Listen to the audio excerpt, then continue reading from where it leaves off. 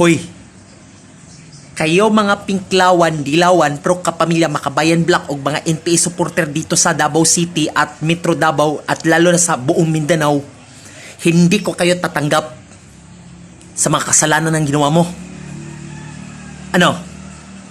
Lalaban ba kayo? Mga Dilawan, Pinklawan, Pro Kapamilya, Makabayan Black, NPA supporter at BBM supporter?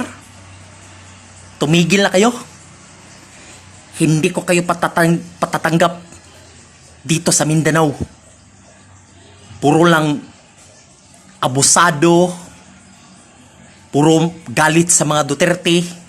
Ikaw yon. Mga kasama, ngayong 2028, wag nating iboto si Leni Robredo at Rizon Tiveros.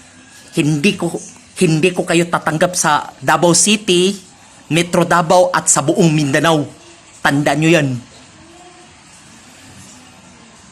Sakto ang ginawa namin.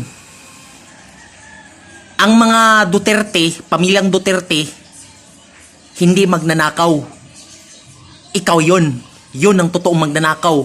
Kung walang iba kundi si Marcos at mga Liberal Party. Yun ang totoong magnanakaw. Hindi ang mga Duterte. Ilang pa ulit-ulit ko sa inyo, wag iboto sa mga sinungaling, panloloko, abusado. Wag iboto.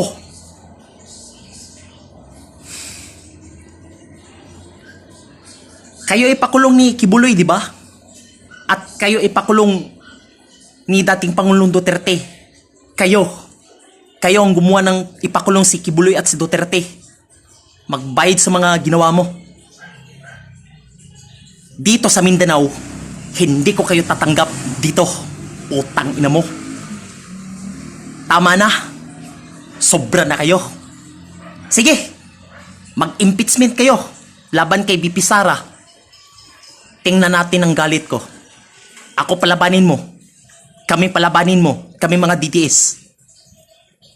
Kayo mga Pinklawan, Dilawan, Pro Kapamilya, Makabayan Black, NPA supporter at Marcos supporter, tumigil na kayo. Mag-behave kayo. Putang ina mo. Tingnan natin ang galit ko. Ngayong 2028, susunugin na ng poster ninyo, mga putang ina mo. Mawala kayong silbi. Susunugin ko kaya ng mukha ninyo. Ngayong 2028, tingnan natin, tandaan nyo yan. Galit ako sa'yo. Lumayas na kayo dito. Kung hindi kayo lalayas, susugod kami. Ha?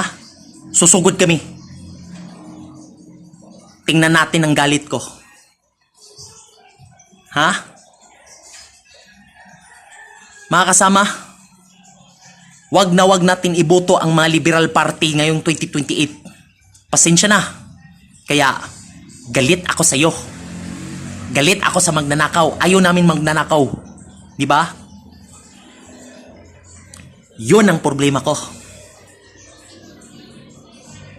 Ang gusto namin, puro Duterte at mga kasama ni Duterte.